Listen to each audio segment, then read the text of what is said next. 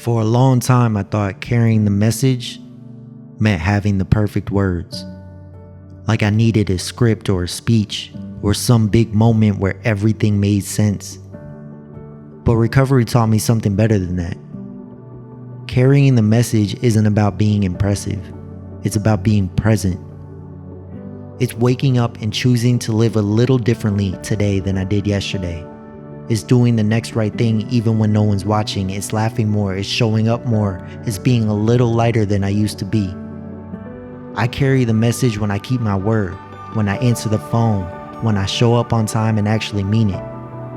I carry the message when I'm honest about my struggles and still grateful for how far I've come. Sometimes it's in a meeting. Sometimes it's over coffee. Sometimes it's just a quiet, hey, I've been there. It gets better. But most of the time, I carry the message in everyday life, at work, in the grocery store, in traffic. Okay, well, most days in traffic. But at home with the people who know me best, I carry it in how I treat strangers, in how I handle stress, and how I apologize and keep moving forward, because recovery didn't just give me sobriety. It gave me joy. It gave me peace. It gave me a life I actually want to be a part of. And when people notice that, when they see the change before they hear the story, that's the message. So I don't carry it by being perfect. I carry it by being real, by being consistent, by being willing to share what was given to me. And if my life can show someone else that there's hope, that's service. And that's more than enough. Montana Society!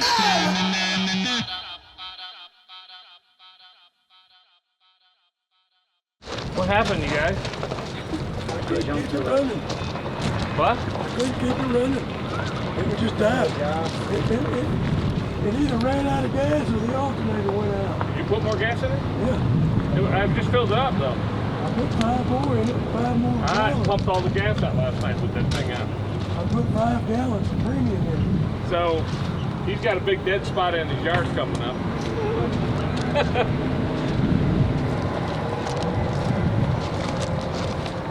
Oh, the gas from the gas. But we've been converting it to this Airbnb, so it's not going to protect you from nuclear fallout anymore. Right. Yeah, so every summer we've been taking a group of guys in recovery. So we work with people in recovery from addiction. Oh, very cool. So they come out here, they get to experience Montana, they get out of Atlanta.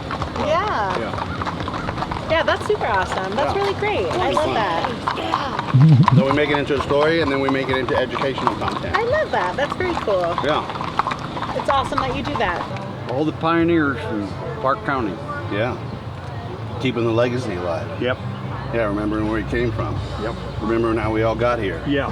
There's wisdom in that. And there's a lot of names on there that they put on them blocks just to.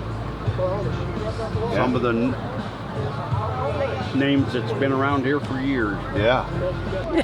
We were here in 2019. We had this old truck, and we had a bunch of boys, not boys, but younger men in gas masks banging on drums. Oh my gosh. With REM. It's the end of the world. I wasn't here for that one. People were tripping out on us for sure. That's funny. We looked crazy. Oh my God, the first parade that we did for the 4th of July with the kids was, Zeb. We're dressed like a nuclear fallout shelter. We came from a bunker. We got all this stuff here. We're wearing gas masks, dark music, banging on the drums. It's the end of the world as we know it. You know, that's kind of like all the guys that I bring out to the bunker. You know, because they think it's over. Oh, to Montana, I gotta live underground. Mama. Thank God, codependent bull. So a lot of them come out there crying and screaming and all that, and then the sheets aren't soft enough, and we don't have enough good food or whatever it is. So, yeah, you know, we tend to push down on that spot, negative spot. But and in fact, it is the end of their old world as we know it. You have to change, or eventually your addiction will get you and it's going to kill you. It's the end of the world as we know it. Yeah.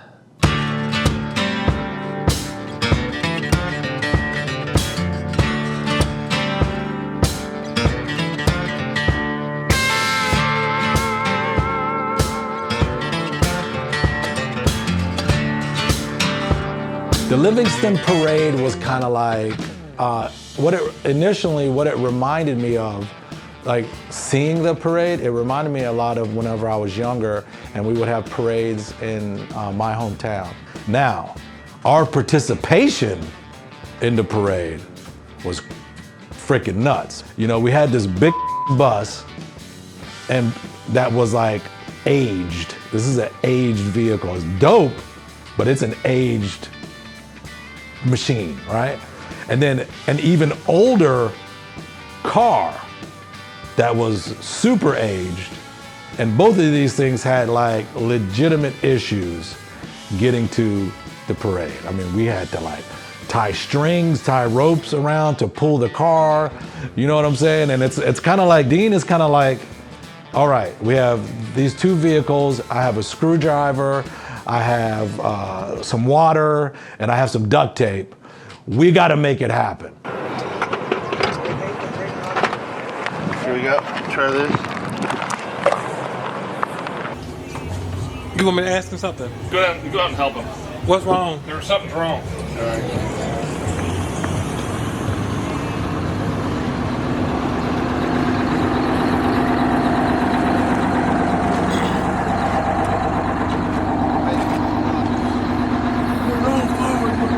Yeah, come forward.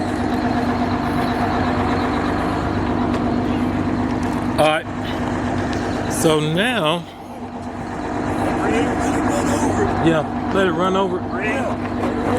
Dean says tie it to the frame, not the steering rack. Huh?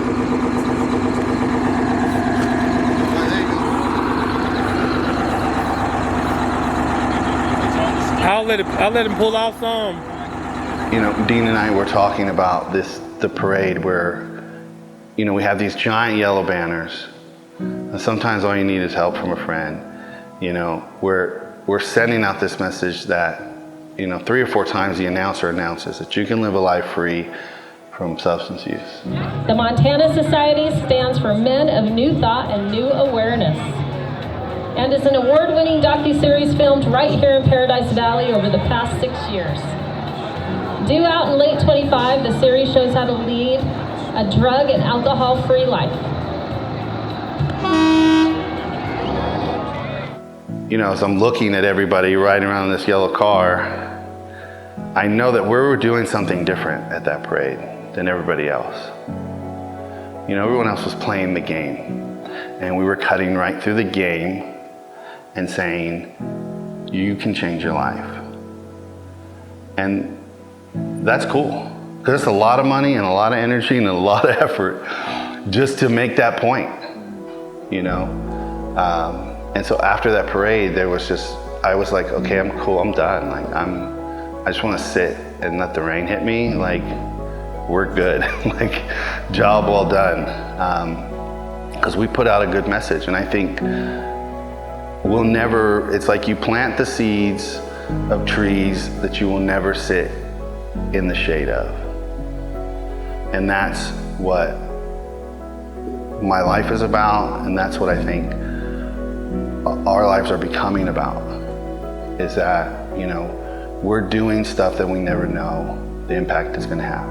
And we won't know the person who's standing on that parade, you know, geeked up on whatever, who sees that message and goes, huh. And that's all it takes, is just that little moment of like, maybe. I used to hide the scars.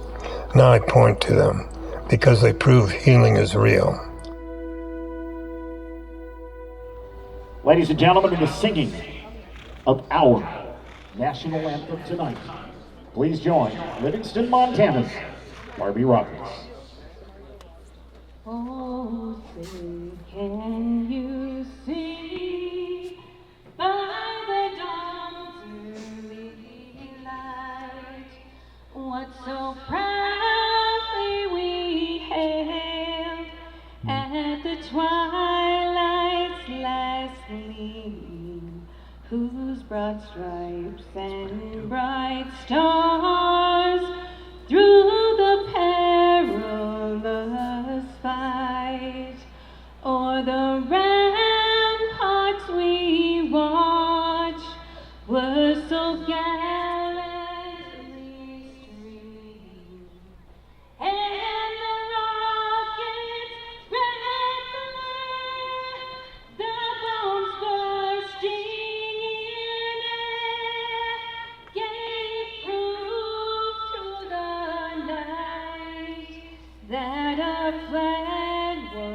still there. Oh, say does that star-spangled banner yet wave o'er the land of the free and our home of the parade?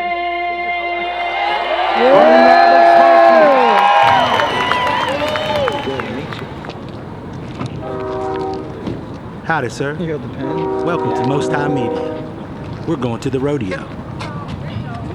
We're blessed.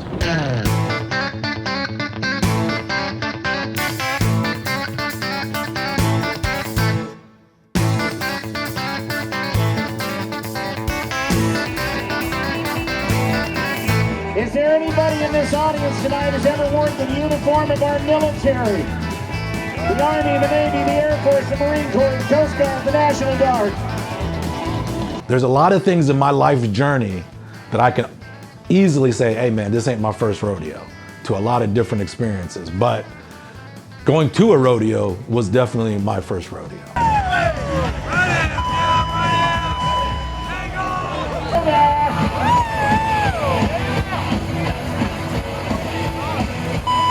My daughter rides horses, so like I'm around them a lot, and so being around them, like from that perspective, like I know what kind of majestic, strong, amazing animals horses are, right? So through my eyes, I was watching these big horses, beautiful horses, like running full speed, and like the woman riding it is like doing a gymnastic move on top of it, like hauling.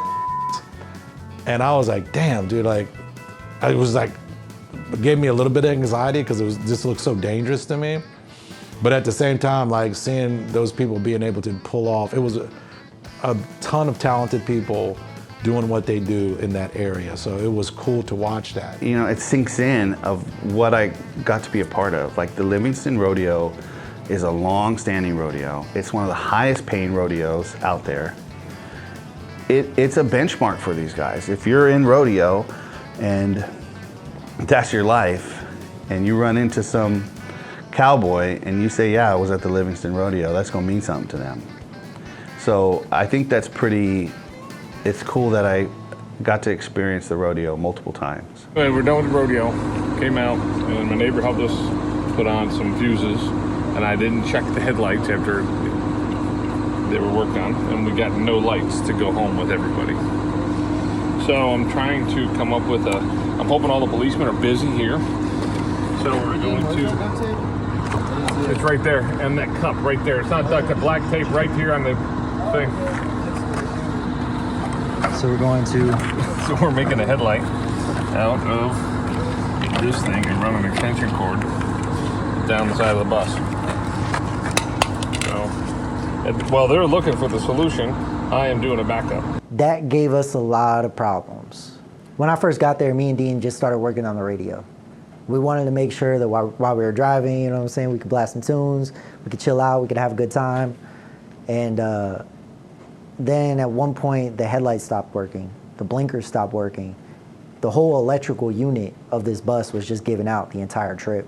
With the bus, when we were riding home from the rodeo, the headlights and the taillights just stopped working, so we ended up having to take a generator underneath the bus, running it to an extension cord with like a work lamp, like a construction work lamp, putting it on the front of the bus and like using that as our headlights to get home. And I don't know, I kind of enjoyed that. That was like pretty crazy, but it was fun. Montana Society!